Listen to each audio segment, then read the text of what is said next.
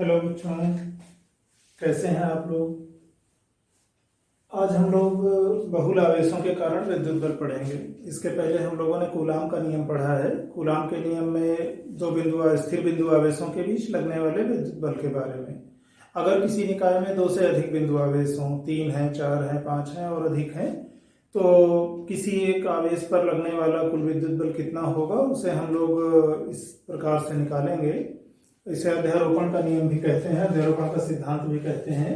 तो बहुल आवेशों के मध्य वैद्युत बल यानी अध्यारोपण के सिद्धांत में क्या है, अगर आपके पास दो से अधिक बिंदु आवेश हैं, दो से अधिक बिंदु आवेशों के कारण निकाय में किसी एक बिंदु आवेश पर लगने वाला विद्युत बल है कई। अभी हम फिलहाल किसी एक आवेश पर विद्युत बल की बात करें तो उस आवेश पर अन्य आवेशों द्वारा पृथक पृथक लगने वाले वैद्युत बलों के सदिश योग के बराबर होता है। बल सदिश राशि है। एक से अधिक बलों को जब आप जोड़ रहे हो तो उनको सदिश तरीके से जोड़ना है, सदिश योग के तरीके से। अच्छा, जैसे एक उदाहरण लेते हैं। मान लो 3 बिंदु आवेश हैं, Q1 है, Q2 है, Q3 है और उनके बीच की कुछ दूरियां हैं। मान लो ये Q1 आवेश है, यहाँ ये Q2 आवेश है, यहाँ ये Q3 आवेश है। Q1 और Q2 के बीच की दूरी मान लो R12 है, Q1 और Q3 के बीच की दूरी मान लो R13 है। और हम ये निकालना चाहते हैं कि इस Q1 आवेश पर कुल कितना बल लग रहा होगा। तो इस Q1 आवेश पर Q2 के कारण बल देख लो कितना लग रहा है, और इसी Q1 आवेश पर Q3 के कारण कितना बल लग रहा है। उन दोनों का जो सदिश योग होगा वो परिणामी बल होगा। उसी तरह हमारे पास मान लो n आवेशों का निकाय है। n बिंदु आवेशों के निकाय में यदि आवेशों के परिमाण मान लो Q1, Q2, Q3 इस तरह अप टू Qn हो, तो मान लो पहले आवेश Q1 पर परिणामी विद्युत बल F1 निकालना है तो वो इस प्रकार होगा कि F1 बराबर F12। F12 का मतलब दूसरे वाले आवेश के कारण पहले वाले आवेश पर विद्युत बल, plus F13 plus F14 plus इस तरह up to dot dot dot plus F1n। 1n का मतलब है nवें बिंदु आवेश द्वारा पहले बिंदु आवेश पर लगने वाला बल। वही आगे यहाँ लिखा है F12 जो Q1 और Q2 आवेश जो R12 दूरी पर है, F12 बराबर A Q1 Q2 upon R12 square, और ये यूनिट वेक्टर R12 है। सदिश रूप में जब आप कह रहे हो तो ये R12 की दिशा में एकांक सदिश है R1। और इसी तरह से F13, F14, F1n। F1n का मतलब nवें आवेश, nवें बिंदु आवेश द्वारा पहले बिंदु आवेश पर लगने वाला विद्युत बल A Q1 Qn upon R1n square. अब इसके आगे हम लोग कुछ आंकिक प्रश्न देखते हैं इस पर आधारित। पहले प्रश्न पर आते हैं। 4 बिंदु आवेश हैं। ये दिए गए चित्र के अनुसार किसी वर्ग के शीर्षों पर रखे गए हैं और वर्ग के केंद्र पर 1 माइक्रोकूलाम का यहाँ आवेश रखा गया है। इस पर परिणामी बल कितना होगा ये निकालना है। ABCD वर्ग है। भुजा की माप नहीं बताए हैं, मान लेंगे बाद में कुछ माप। आवेश का पता है -5 माइक्रोकूलाम, 2 माइक्रोकूलाम, -5 माइक्रोकूलाम, 2 माइक्रोकूलाम। ध्यान दीजिए विकर्ण पर आमने सामने समान आवेश है।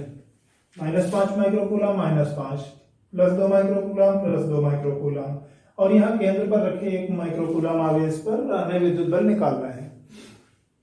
एक तो हम लोग सामान्य समझ के हिसाब से देख सकते हैं कि यहाँ आवेश का सममित वितरण है, सिमेट्रिकल डिस्ट्रीब्यूशन है। इस बिंदु के चारों ओर इधर इधर बराबर आवेश, इधर और इधर बराबर आवेश है। दिशा का अगर हम लोग थोड़ा सा ध्यान दें, आगे खैर देखेंगे।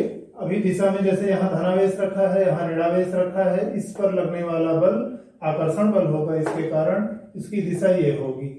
इसी प्रकार से इसके कारण लगने वाले बल की दिशा ये होगी। इन दोनों के परिमाण क्योंकि ये बराबर है और ये दूरी वर्ग की बराबर है, विकर्ण के आधे हैं, तो एक दूसरे को निरस्त कर देंगे। उसी तरह से इसके और इसके कारण बल एक दूसरे को निरस्त कर देंगे। गणितीय रूप में कैसे दिखाएंगे वो हम लोग देख लेते हैं। बाकी सममितता के आधार पर हम ये मान सकते हैं कि यहाँ केंद्र पर परिणाम रखे आवेश पर परिणामी बल 0 होगा। अभी गणितीय रूप से देखते हैं। ये वर्ग का केंद्र है वो, तो बिंदु O पर जो कि वर्ग का केंद्र है,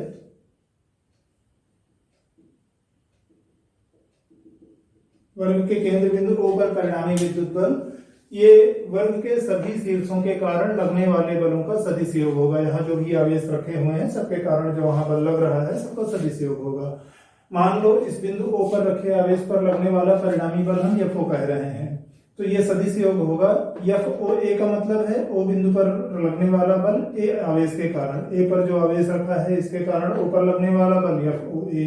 इसी प्रकार B वाले आवेश के कारण FOB, C वाले आवेश के कारण O पर बल FOB, D पर स्थित आवेश के कारण O पर स्थित आवेश पर बल FOD। जो पहले लिखा है उस पर बल, जो बाद में लिखा है उसके कारण।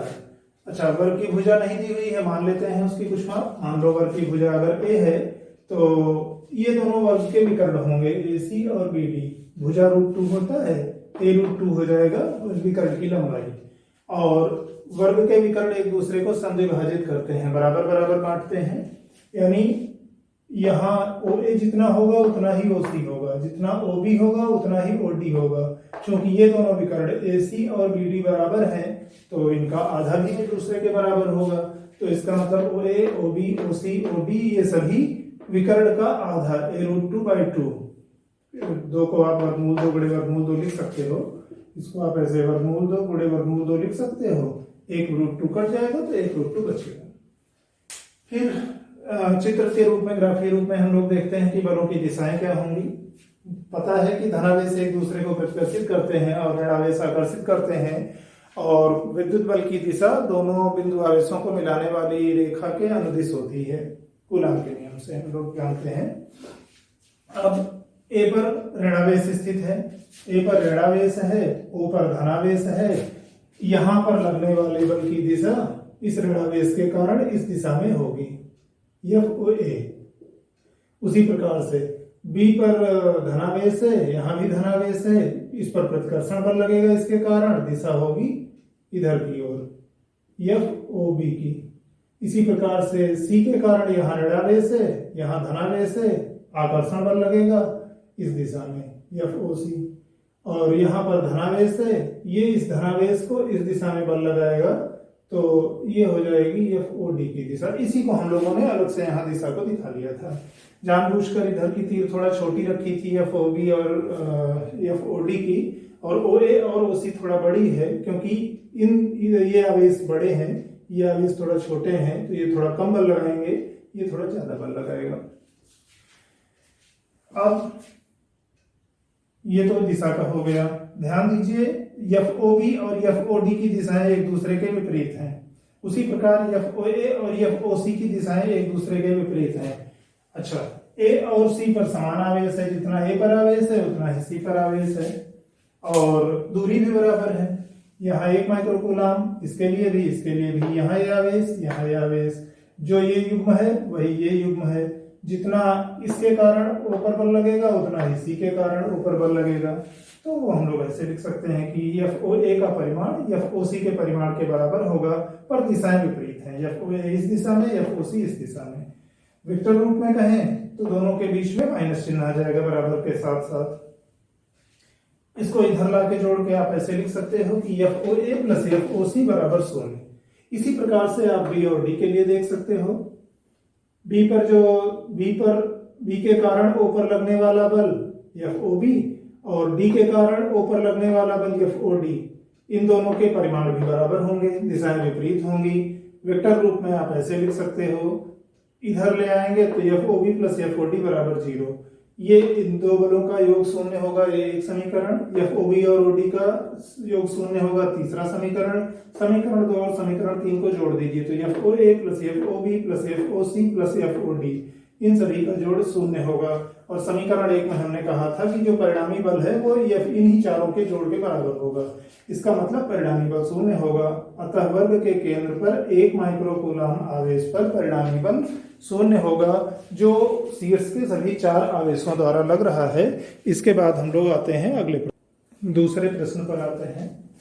2 सर्वसम चालक गोलों A और B पर 0.65 माइक्रोकूलाम आवेश है। सर्वसम का मतलब उनके आकार भी समान है, उनका पदार्थ भी समान है, वो सब प्रकार से समान है। आवेश का अलग से हमने कहा है कि 0.65 माइक्रोकूलाम आवेश है।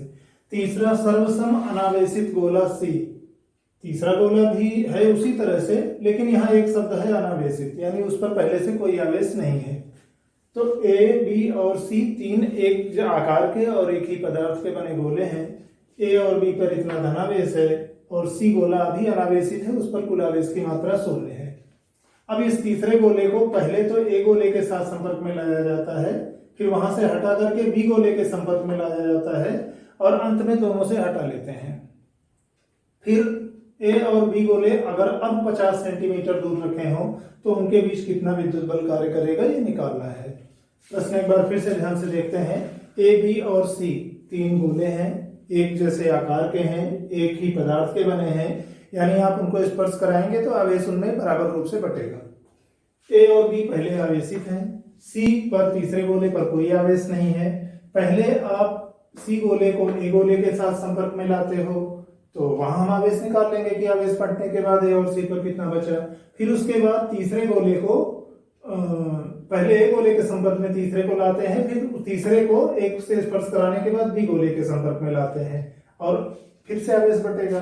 अब लास्ट की स्थिति में देखना है कि ए और बी गोले अगर 50 सेंटीमीटर दूर हो तो उनके बीच कितना विद्युत बल कार्य करेगा। मान लेते हैं प्रारंभ में मान लो क्यू ए गोले पर आवेश है 0.65 माइक्रो कूलाम। वैज्ञानिक पद्धति में इसको व्यक्त कर लेते हैं, 0.1 अंक आगे हटा लेंगे, इस गुणांक का मान 1 से बड़ा ही रहे, 1 से 10 के बीच में, तो 6.5 × 10 की घात -1 और माइक्रो का मतलब 10 की घात -6 इकट्ठा कर लेंगे तो 6.5 × 10 की घात -7 कूलाम लिख सकते हैं। यही क्यूबी पर भी आवेश है, बी गोले पर आवेश, और तीसरे गोला सी अनावेशित है, यानी उस पर आवेश की मात्रा 0 है। अब जब आप ए और सी गोले को संपर्क में लाते हो तो दोनों के बीच में आवेश बराबर बराबर बटेगा। ए पर इतना आवेश है, सी पर कोई आवेश नहीं है, दोनों पर आवेश बटने का मतलब आधा हो जाएगा। यही आवेश अब क्यू ए डैश ये बाद में ए गोले पर आवेश है। चूंकि हमें बाद में ए और बी के बीच बल देखना है तो सी गोले का अभी जरूरत रहेगी बी के साथ स्पर्श कराने पर किस तरह बटेगा, अदरवाइज बाद में हम उसकी उपेक्षा कर सकते हैं। अच्छा, कि ए गोले पर स्पर्श कराने के बाद इतना आवेश, सी गोले पर भी इतना ही आवेश होगा। अब क्या कर रहे हैं, इतने आवेश वाले सी गोले को इतने आवेश वाले बी गोले के साथ संपर्क में ला रहे हैं। अब क्यूबी और क्यूसी डैश ये दोनों आवेश बटेंगे। स्पर्श कराने पर सी और बी को जब आप संपर्क में रखते हो तो उन पर जो आवेश की मात्रा होगी, अब चूंकि एक बार हम मान लो इसको डबल डैश कह रहे हैं, वैसे तो क्यूबी डैश पहले नहीं आया है, मान लो क्यूबी डबल डैश ये क्यूसी डबल डैश के बराबर होगा। सिंगल डैश था जो पहले वाली स्थिति में इसे स्पर्श कराने पर आया था, ये बी और सी डैश को स्पर्श करा रहे हैं, इनके आवेशों के मान हम लोगों ने रखे, सरल कर लिया, ये क्यूबी डैश डबल डैश पर आवेश हो गया। सी गोले पर भी इतना ही आवेश होगा, अभी फिलहाल उसकी आवश्यकता नहीं है। अब हमें देखना है कि ए गोले को जो सी से स्पर्श कराए थे पहली स्थिति में क्यू ए डैश आवेश, और बी गोला जब सी गोला ए से स्पर्श कराने के बाद दोबारा फिर बी से स्पर्श कराए थे तब उस पर कितना आवेश, इन दोनों के बीच में कितना बल लगेगा। जबकि दूरी ये है, ये साई मात्रकों में हमने आवेश को बदल ही लिया था कूलाम में, दूरी को भी मीटर में बदल लेते हैं। कूलाम के नियम में सूत्र रखते हैं, यह बराबर ए या 1/4πε0। अगर ये साई मात्रकों में इसको कूलाम में और इसको मीटर में लिख रहे हैं तो ये 9 × 10 की घात 9 लिख सकते हैं। लिख लिए, मान रख लिए, सरल कर लिए, और ये हमारा उत्तर हुआ। इसके बाद आते हैं अगले प्रश्न पर। तीसरे प्रश्न पर आते हैं। एक भुजा वाले वर्ग के शीर्षों ए, बी, सी व डी पर एक समान आवेश क्यों रखा गया है। एक वर्ग है, उसके शीर्ष ए, बी, सी, डी हैं और सभी शीर्षों पर क्यों आवेश रखा गया है। शीर्ष डी पर, उसमें से एक शीर्ष डी पर जो आवेश रखा गया है उस पर कितना परिणामी बल होगा ये हमें निकालना है। चित्र बना लेते हैं। ये वर्ग हो गया, ए उसकी सभी भुजाएं हो गई, क्यू आवेश सभी शीर्षों पर हो गया, ए बी सी डी हमने नाम लिख लिया। डी शीर्ष पर जो आवेश रखा है क्यू आवेश, इस पर हमें परिणामी बल निकालना है। जो बहुल आवेशों के कारण बल है या बलों के अध्यारोपण का सिद्धांत है उसके हिसाब से एक बार फिर से हम लोग ध्यान दे लेते हैं। वहां यह था कि किसी भी एक आवेश पर लगने वाले विद्युत बल का मान निकाय के अन्य सभी आवेशों द्वारा लगने वाले विद्युत बलों के सदिश योग के बराबर होता है। डी पर आपको आवेश निकालना है तो ए के कारण कितना बल लग रहा है, एफ डी ए, बी के कारण वहां कितना बल लग रहा है, एफ डी बी, सी के कारण वहां पर कितना बल लग रहा है, FDC। इन तीनों बलों का आप सदिश योग कर लीजिए, वही होगा उस बी शीर्ष पर परिणामी बल। और भुजाएं सभी बराबर होंगी उसकी। वर्ग के विकर्ण a√2 होगा। हमें बाद में आगे भी दूरियों की आवश्यकता पड़ेगी आवेश के बीच की। अब शीर्ष डी पर जो परिणामी बल है FD वेक्टर, वो FDA वेक्टर, FDB वेक्टर और FDC वेक्टर। FDA का मतलब A के कारण D पर बल, B के कारण D पर बल, C पर स्थित आवेश के कारण D पर स्थित आवेश पर लगने वाला बल, इन तीनों के सदिश योग के बराबर होगा। मान निकाल लेते हैं तीनों के। देखिए DA और DC, इस आवेश के कारण जो दूरी है, इस आवेश और इस आवेश के बीच की दूरी वही है। Q आवेश सभी शीर्षों के बराबर है, तो FDA का मान कितना होगा, यानी D बिंदु पर रखे आवेश पर A के कारण कितना बल होगा, कूलाम के नियम से निकाल सकते हैं। FDA बराबर के Q²/A²। यहाँ पर कभी कभी हम लोग कैपिटल A लिखते हैं प्रतीक के रूप में, कभी स्मॉल k लिखते हैं। अब प्रश्न में चूंकि यहाँ शीर्ष एक A लिखा था, तो यहाँ हमने A नहीं लिखा कंफ्यूजन से बचने के लिए कि A शीर्ष है कि A नियतांक वाला है, कंफ्यूजन नहीं हो, तो इसलिए यहाँ स्मॉल k लिख लिए। बार बार 1/4πε0 ना लिखना रहे तो शॉर्ट में भी लिख लिए, बाद में उठाकर इसका मान रख लेंगे। तो अभी यहाँ लिख लिए कि FDA बराबर के Q²/A²। और इस बल की दिशा क्या होगी, ये अगर धनावेश है, ये भी धनावेश है, समान आवेश है, प्रतिकर्षित करेंगे। इस पर हमें बल की दिशा निकालनी है। दोनों को मिलाने वाली क्रिया रेखा के अनुदिश होगी, तो क्रिया रेखा में या तो इधर हो सकती थी या तो इधर हो सकती थी। जब इस पर प्रतिकर्षण बल लग रहा है, यानी ये वाला आवेश इस वाले आवेश को अपने से दूर कर रहा है, तो FDA की दिशा ये होगी। उसी प्रकार से C बिंदु पर जो धनावेश Q है, D पर रखने वाले रखे आवेश Q पर बल लगाएगा, वो इस दिशा में, इसको मिलाने वाली रेखा के अनुदिश, और प्रतिकर्षण बल तो FDC की दिशा ये होगी। उसी प्रकार से FDB आप निकाल सकते हो। ये B पर आवेश है, ये D पर आवेश है, इनको मिलाने वाली रेखा वर्ग का विकर्ण होगी, और ये इधर की ओर बल कार्य करेगा। परिमाण के हमने लिख लिया कूलाम नियम से, FDA के Q²/A², क्योंकि बीच की ये दूरी है। अच्छा, FDC D और C के बीच की भी ये दूरी है, वो भी उतना ही होगा। दिशा हमने लिख ली है। AD के अनुदिश मतलब इस दिशा में आप चले आइए, CD का मतलब इस दिशा में आप चले जाइए। और उसी प्रकार से FDB जब निकाल रहे हैं, तो यहाँ पर Q और Q आवेश और बीच की दूरी A√2, वर्ग का विकर्ण भुजा √2, तो दूरी की जगह ये रख दिए, वर्ग कर लिए इसका, √2 का स्क्वायर 2 हो गया, बाकी के Q²/2A²। इसकी दिशा BD के अनुदिश, B से D की ओर इधर आगे चले आइए। अब हमें यहाँ पर इन तीनों वेक्टरों का योग यानी परिणामी निकालना है। दो तरीके से निकाल सकते हैं, एक घटक रूप में वियोजित करके, जो हमने नहीं किया है उसको पहले सुन लेते हैं, बाकी तो जो किए हैं वो दिख ही रहा है। देखिए विकर्ण यहाँ जब आप आगे बढ़ाएंगे तो इसको ये समद्विभाजित करेगा, यानी यह कोण भी 45 अंश होगा, यह कोण भी 45 अंश होगा। अब इन तीनों वेक्टरों का अगर आपको योग करना हो, मान लो इस वेक्टर को हम आधार ले लेते हैं, इन दोनों वेक्टरों को उसके अनुदिश दो लंबवत घटकों में वियोजित करते हैं। इसका मान लो FDA वेक्टर का इसकी दिशा में घटक कितना होगा, 45 अंश का कोण इससे बन रहा है, तो FDA cos 45 अंश इधर कोण बनेगा। और इसके लंबवत दिशा में इधर अगर आप देखोगे तो वो बनेगा आपका FDA sin 45 अंश। ये हम लोगों ने इस तरीके से नहीं लगाया है, इसलिए इसको नहीं लिख रहे हैं। और इस दिशा में हमारा कितना होगा, ये हो जाएगा FDA cos 45 अंश। उसी प्रकार से इस BC को आप दो लंबवत घटकों में वियोजित करो, तो जो इसकी दिशा में घटक आएगा वो फिर इतना ही होगा, FDC cos 45 अंश। और इस दिशा में घटक वही FDC sin 45 अंश। ये दोनों एक दूसरे के विपरीत दिशा में होंगे।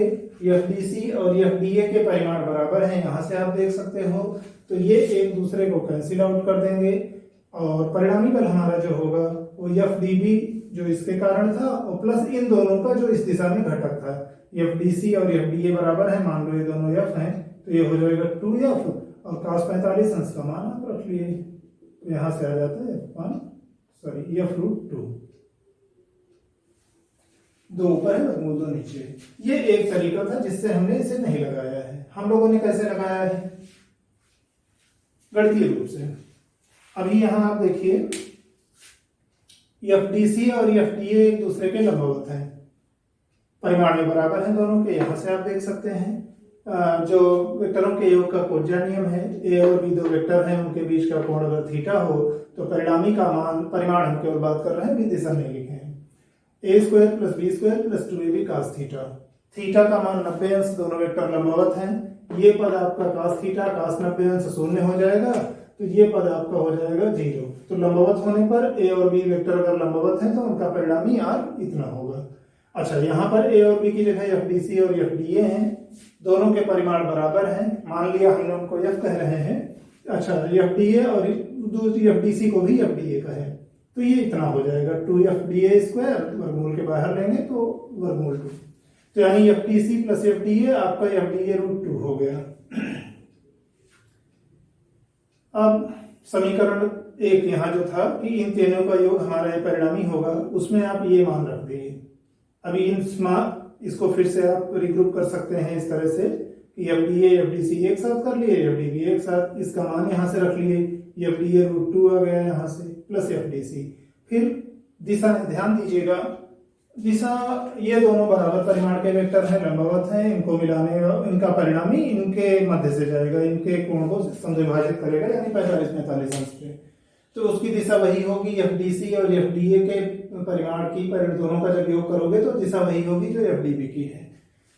तो मान रख लिए, दिशा में हमने यहाँ वेक्टर हटा करके अलग से लिख लिया कि BD के अनुदिश होगी D से दूर, BD के अनुदिश होगी D से दूर, इस तरफ की ओर, बाहर की ओर, विकर्ण वर्ग से बाहर की ओर। मान रख लिए उनके, FDA का मान रख लिए, FDC का सरल कर लिए, लास्ट में K का मान रख लिए।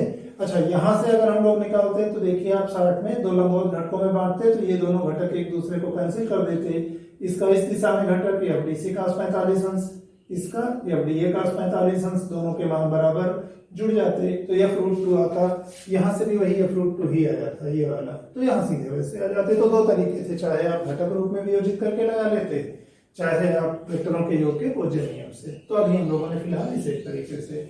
फिर आते हैं अगले सवाल पर, आते हैं आज के चौथे सवाल पर। यल भुजा के एक समबाहु त्रिभुज के कोणों पर चित्र के अनुसार बिंदु आवेश रखे हैं। समबाहु त्रिभुज है, यल उसकी भुजा है और उसके शीर्षों पर आवेश रखे हैं। चित्र में बताया गया है, एक पर Q आवेश है, दूसरे पर भी प्लस Q आवेश है और तीसरे पर माइनस Q आवेश है। त्रिभुज के केंद्रक O पर परिणामी वैद्युत बल का मान व दिशा ज्ञात करनी है। त्रिभुज का केंद्रक है, त्रिभुज का केंद्रक उसकी माध्यिकाओं का कटान बिंदु होता है। माध्यिका का मतलब किसी एक शीर्ष से सामने वाली भुजा के मध्य बिंदु को मिलाने वाली सरल रेखा। और समबाहु त्रिभुज है तो उसकी तीनों माध्यिकाएं एक जगह जहां पर काटेंगी वो केंद्रक होगा। अभी इसके बारे में आगे हम लोग देखते हैं। एक बार प्रश्न फिर से रिपीट करते हैं। यल भुजा का एक समबाहु त्रिभुज है, इसके दो शीर्षों पर प्लस Q आवेश रखे हैं, एक शीर्ष पर माइनस Q आवेश रखा है और केंद्रक पर प्लस Q आवेश रखा है। हमें ये निकालना है कि समबाहु त्रिभुज के इन सभी शीर्षों पर रखे आवेशों के कारण इस केंद्रक पर रखे प्लस Q आवेश पर परिणामी बल कितना होगा। उसी तरह से बहुल आवेशों के कारण बल या आवेशों के बलों के अध्यारोपण सिद्धांत से। एक बार फिर से इस चित्र को बना लेते हैं, नाम लिख लेते हैं कुछ। मान लो इन शीर्षों को हमने क्रमशः A, B और C कह दिया है। A हो गया, B हो गया, C हो गया। A और C पर प्लस Q आवेश स्थित है, B पर माइनस Q आवेश स्थित है और जो केंद्रक है O वहां पर प्लस कैपिटल Q आवेश स्थित है, जिस पर हमें परिणामी बल निकालना है। दिशा एक बार बलों की देख लेते हैं। अब यहाँ पर परिणामी बल निकालना है तो इस निकाय के जो अन्य कण हैं उन सभी कणों के कारण वहां पर आप बल निकाल लीजिए और उन बलों का सदिश योग कर लीजिए, वही उस स्थान पर परिणामी बल होगा। जैसे इस A शीर्ष पर रखे प्लस Q आवेश और केंद्रक पर रखे प्लस कैपिटल Q आवेश के बीच में प्रतिकर्षण बल लगेगा और इस बल की दिशा क्या होगी, A से O को मिलाने वाली रेखा के अनुदिश, यानी इधर की ओर आपका होगा FOA की दिशा। ये इस दिशा में FOA होगा, O पर बल A के कारण। इसी प्रकार से शीर्ष C पर स्थित प्लस Q आवेश केंद्रक O पर रखे प्लस कैपिटल Q आवेश को प्रतिकर्षित करेगा और उसकी दिशा C से O की ओर इधर आप आगे बढ़ेंगे तो FOC इस दिशा में होगा। Force on charge placed at O due to charge at C। O पर रखे आवेश प्लस Q पर C पर रखे आवेश प्लस स्मॉल q के कारण जो बल होगा वो इस दिशा में होगा। इसी प्रकार से शीर्ष B पर जो ऋण माइनस Q आवेश स्थित है वो प्लस Q कैपिटल Q आवेश को अपनी ओर आकर्षित करेगा और इसकी दिशा इस मिलाने वाली रेखा के अनुदिश होगी। और ये माध्यिकाएं हैं, ध्यान दीजिएगा, शीर्ष से सामने जो हमने मध्य बिंदु को मिलाया है ये माध्यिकाएं हैं। एएस एक माध्यिका है, बीआर है, सीटी है, ये माध्यिकाएं हैं। ज्यामिति की कुछ चीजें देख लेते हैं। समबाहु त्रिभुज का मतलब इसकी सभी भुजाएं समान है, तो एसी, AB या BC जो भी आप कहें उन सभी की लंबाई L है। दूसरी बात, ये जो माध्यिका की लंबाई होती है ये √3/2 L होती है, निकाल सकते हैं। नहीं वैसे पता हो तो ये समकोण बनेगा। आप यहाँ इस समकोण त्रिभुज से देख लीजिएगा कि ये L भुजा हो, L इसका कर्ण हो गया, L/2 इसका ये आधार हो गया, तो इसको हम लोग निकाल सकते हैं। फिलहाल √3/2L विकर्ण की लंबाई, यानी चाहे आप AS कहो, चाहे आप BR कहो, चाहे आप CT कहो, एक बात हुई। हमें जरूरत किसकी पड़ेगी? शीर्ष से यहाँ केंद्र तक की दूरी की आवश्यकता पड़ेगी। ज्यामिति में ही हम लोगों ने एक बात और पढ़ी है कि ये जो समबाहु त्रिभुज की माध्यिकाएं होती हैं इन ये 2 और 1 के अनुपात में एक दूसरे को विभाजित करती हैं। शीर्ष की तरफ वाला हिस्सा 2 रहता है और जिस सामने की तरफ भुजा मध्य बिंदु को मिला रही है वहां 1 रहता है। तो अभी जैसे यहाँ आप देखेंगे, मान लो एएस माध्यिका में हम कहें तो AO और OS इनका अनुपात 2:1 होगा, AO की लंबाई और OS की लंबाई। तो उसी तरह ये 2:1 के अनुपात में बांटेंगी, यानी यहां से आप निकालना चाहो तो AO बराबर हो जाएगा 2/3 AS। 2 हिस्सा ये, 1 हिस्सा ये, तो 2/3। इस पूरी माध्यिका का 2/3 कर दोगे तो आपको ये मिल जाएगा, केंद्र से किसी एक शीर्ष तक की दूरी। इसका हमें उपयोग करना होगा। अब यहां से जैसे हमने देखा कि केंद्रक से A तक की दूरी, ये माध्यिका का 2/3, ये माध्यिका का की लंबाई हो गई, 2/3 रखे, 2 और 2 कैंसिल आउट हो गया, √3/3। इस 3 को आप वर्गमूल 3 गुणे वर्गमूल 3 लिख सकते हो, 1 वर्गमूल 3 कट जाएगा, 1 बचेगा, तो लास्ट में L/√3। इसी प्रकार से O से B की दूरी और O से C की दूरी भी उतनी ही होगी। अब हम लोग आते हैं बलों के परिमाण पर। केंद्रक O पर जो परिणामी बल होगा FO, वो A, B और C इन शीर्षों पर रखे आवेशों के कारण केंद्रक पर रखे आवेश प्लस कैपिटल Q पर लगने वाले बलों के सदिशयोग के बराबर होगा, यानी FO बराबर FOA, A पर रखे आवेश के कारण O पर बल, इसी तरह B के कारण O पर बल, C पर रखे आवेश के कारण O पर रखे आवेश पर बल, इन तीनों के सदिशयोग के बराबर होगा। फिर कूलाम के नियम से हम लोग सूत्र लिख लेते हैं। जैसे मान लो FOA K Q1 Q2/r², K 1/4πε0 की जगह जब बार बार हमें इसी को रिपीट करना है तो एक और संक्षिप्त नाम उसका लिख लेते हैं, स्मॉल k या कैपिटल A। तो पिछले वाले प्रश्न की तरह कैपिटल A नहीं रखेंगे क्योंकि कैपिटल A हमने शीर्ष का नाम लिख लिया था, तो यहाँ स्मॉल k लिख लेंगे। तो ये 1/4πε0 के बराबर होगा। तो K Q1 Q2/r², Q1 Q2/r² बीच की दूरी। सरल कर लिए इसको, ऐसे आप L² 3 होगा, 3 बाद में ऊपर चला जाएगा अंश में, और दिशा इसकी क्या होगी, ये धनावेश, इस पर बल इस दिशा में जाएगा, तो S के अनुदिश, ये FOA की दिशा है, OS के अनुदिश। इसी प्रकार से C पर स्थित आवेश के कारण O पर बल FOC, उसका मान भी K 3QQ/L² होगा, जैसे यहाँ निकाले थे। मान लेते हैं, अच्छा इस राशि का बार बार दोहराव होगा तो इसको मान लेते हैं कैपिटल F है, कि इस बल का मान FOA का मान FOC का मान दोनों बराबर है, मान लिया वो कैपिटल F है। अब ये एक बार जरा इन दोनों का परिणामी निकाल लेते हैं। आप इस त्रिभुज पर गौर करिए, मान लीजिए BSO, इस त्रिभुज पर आप गौर करिए तो यस ये लंब है, ये 60 अंश का कोण रहा होगा, और समबाहु त्रिभुज की माध्यिका है तो इसके समद्विभाजित करेगी, ये 30 अंश का कोण रहा होगा, ये भी 30 अंश का कोण रहा होगा। अब आप जरा इस त्रिभुज में गौर करिए, ये कोण 30 अंश है, ये कोण 90 अंश है, तो ये कोण 60 अंश होगा, ताकि इन तीनों का योग 180 अंश रहे।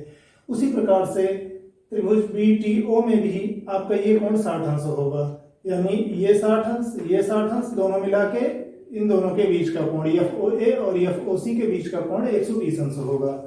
हम लोग वेक्टरों के योग के कोज्या नियम से परिणामी इन दोनों का निकाल सकते हैं। तो FOC और FOA के मध्य 120 अंश का कोण होगा। एक बार फिर से यहाँ से आप देख लें, इस समकोण त्रिभुज में माध्यिका इस शीर्ष को समद्विभाजित करेगी, तो ये 30 अंश का कोण होगा, ये 90 अंश का है तो ये 60 अंश का होगा, ताकि 60 + 30 90 और 90 90 180 अंश। उसी प्रकार ये 60 अंश होगा, तो इन दोनों के बीच 120 अंश का कोण। परिणामी रिजल्टेंट आर बराबर A square plus B square plus 2ab cos theta.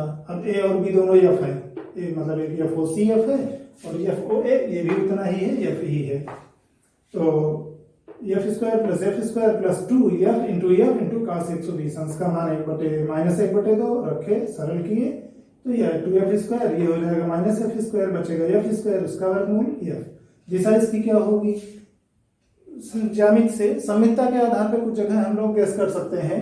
अब ये आप देखिए, ये और ये परिमाण में बराबर हैं, इनका जो परिणामी होगा वो इनको सब विभाजित करते हुए जाएगा, तो उसकी दिशा लास्ट में यही आएगी जो हमारे एफ ओ बी की दिशा है। इस बी के कारण ऊपर जो बल लग रहा था इसी दिशा में जाएगी, ओ से बी की ओर। तो परिणामी हमारा एफ ओ सी और एफ ओ ए का परिणामी जो कि एफ आया था वो ओ बी के अनुदिश होगा। अब हम लोग एफ ओ बी भी निकाल लेते हैं।